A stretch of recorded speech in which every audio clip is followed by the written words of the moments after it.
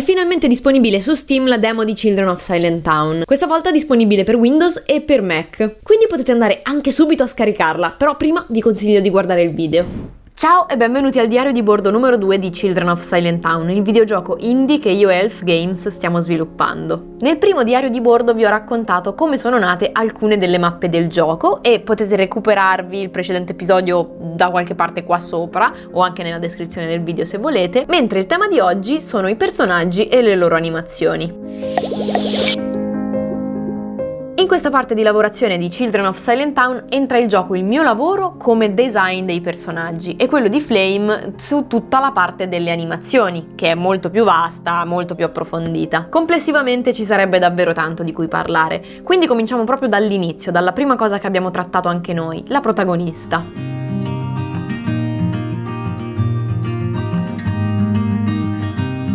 Children of Silent Town si ispira a un mio vecchio cortometraggio animato che non ho mai pubblicato su questo canale, nel quale in alcune sequenze si poteva vedere Lucy intenta a fare alcune cose, piccole animazioni, piccoli movimenti che io stessa avevo animato frame dopo frame, che servivano in alcuni momenti particolarmente significativi del cortometraggio per rendere bene l'idea.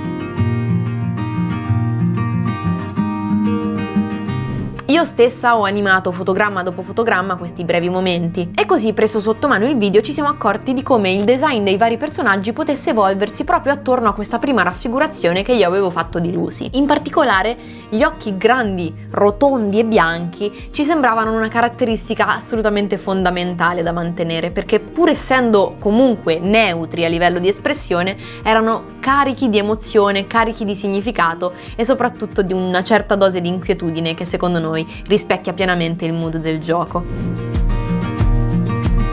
Quello che avevo fatto io però non era un design pensato per essere animato, a me serviva una cosa molto rapida da usare nel cortometraggio, ma non sapevo che un giorno si sarebbe potuto trasformare in un personaggio giocabile. Quindi abbiamo fatto alcune piccole modifiche per renderlo un po' più funzionale. Prima di tutto abbiamo inspessito le gambe un po' troppo filiformi che il personaggio aveva e abbiamo optato per una mantellina di colore azzurro, molto più evidente, molto più riconoscibile, soprattutto inserita all'interno del gioco. Nei reperti archeologici che abbiamo ritrovato risalenti al 2018 ho anche ritrovato questa versione di Lucy, che è stata una prima versione disegnata un po' così, ma fin troppo bambinesca, diciamo, infatti l'abbiamo subito bocciata perché non si addiceva per niente al tono che volevamo dare al gioco e poi non so cosa mi è preso di disegnarla tutta così rotondina. Una volta quindi stabilito l'aspetto che avrebbe avuto la nostra protagonista frontale, ho poi realizzato tutte le altre viste, quindi laterale destra, laterale sinistra, di spalle e tre quarti. La necessità subito successiva è stata quella di avere anche una figura adulta all'interno del gioco, proprio per riuscire a capire in cosa gli adulti e i bambini si sarebbero differenziati a livello di anatomia. E quindi è stata molto istintiva la realizzazione prima della madre e poi del padre di Lucy. Capite bene quindi le differenze tra un bambino e un adulto? Ho poi realizzato una serie molto varia di NPC, personaggi non giocabili, che differissero abbastanza tra di loro,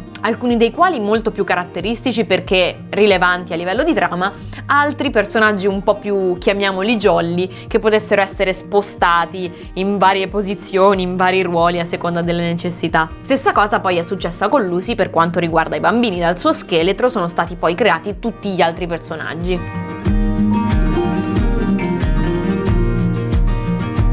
Come avrete visto, essendo un gioco in 2D, il personaggio non può ruotare su se stesso indiscriminatamente, ma è vincolato alla quantità di pose che noi stessi disegniamo per quel personaggio, ad esempio frontale, laterale e così via. Lucy, essendo l'unico personaggio giocabile, quindi quello che avremo sotto gli occhi in quanto giocatori per la maggior parte del gioco, ha un set di pose molto più ampio e variegato degli altri. Comprende in totale 8 visuali, mentre gli altri ne hanno di default 3. La vista laterale del personaggio di solito la specchiamo anche dall'altro lato ed è per questo che è una buona norma avere dei personaggi simmetrici o quanto più possibile. E questa è stata un'idea fatta per ottimizzare prima di tutto i tempi di realizzazione del gioco, molte meno animazioni da fare, molti meno personaggi da disegnare, ma anche il peso complessivo del gioco. Tante più sono le animazioni che dovremo caricare per ogni visuale e così la quantità di animazioni nel complessivo aumenta vertiginosamente. Basti pensare che Lucy ha un set di 70 animazioni più o meno, e queste sono ad oggi, poi potrebbero anche aumentare, che vedremo nel corso di tutto il gioco.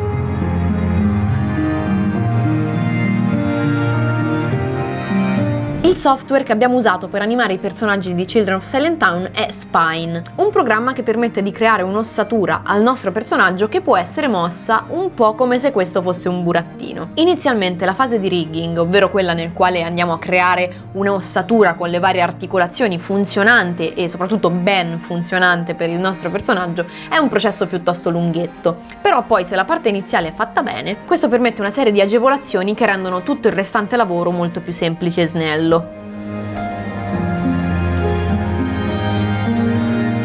Infatti questa tecnologia permette alcune cose davvero molto utili, come per esempio la possibilità di riciclare un'animazione e applicarla a vari altri personaggi, ovviamente con le dovute accortezze, perché è importante che i personaggi abbiano tutti quanti una struttura e un'anatomia molto simile tra loro. La nostra sfida è stata quella di caratterizzare i personaggi, ma rendere comunque l'uso delle stesse animazioni possibile, quindi simili ma diversi.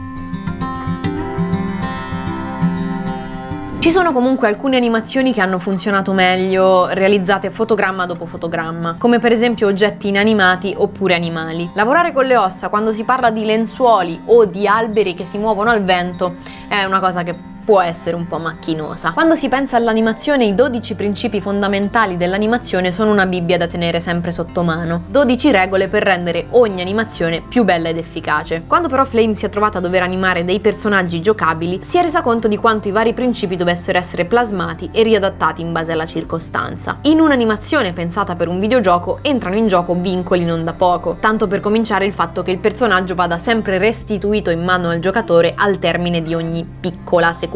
Quindi rischia di essere inscatolato in un tempo limitato e apparire così molto meno espressivo. In questo senso è ancora più importante lavorare per rendere le animazioni naturali e dinamiche, ma un'altra cosa importante è che le animazioni rispondano velocemente ai comandi del giocatore. È inutile creare un'animazione perfetta con un caricamento epocale se poi la sensazione che dà al giocatore quando preme il tasto è che ci sia un lieve effetto di ritardo nell'esecuzione dell'azione. In un videogioco paradossalmente funziona molto meglio una risposta rapida rispetto ad una lenta ma estremamente armoniosa. Quindi in ogni animazione è stato messo al primo posto la reattività e la giocabilità del personaggio. C'è da dire poi che quando Flame lavora alle animazioni, il personaggio sullo schermo si vede molto grande e c'è la possibilità di entrare molto nel dettaglio per quanto riguarda movimenti persino infinitesimali di ogni piccola parte del suo corpo. Tuttavia in gioco sono rare le situazioni in cui il personaggio sarà visualizzato altrettanto grande. Per la maggior parte sarà visto abbastanza piccolino, quindi anche la scala di visualizzazione del personaggio è un fattore da tenere in considerazione.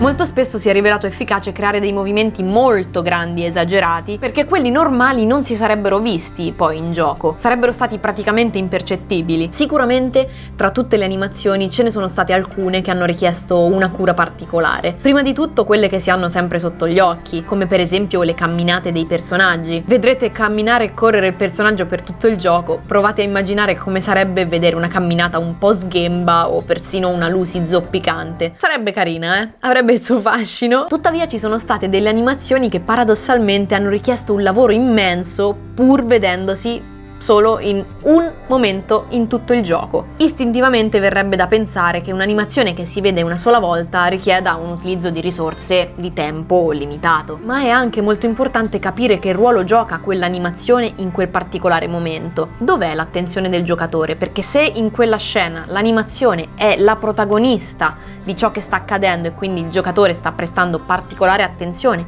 al movimento che sta venendo effettuato, allora quello certo non è un movimento che si può trascurare.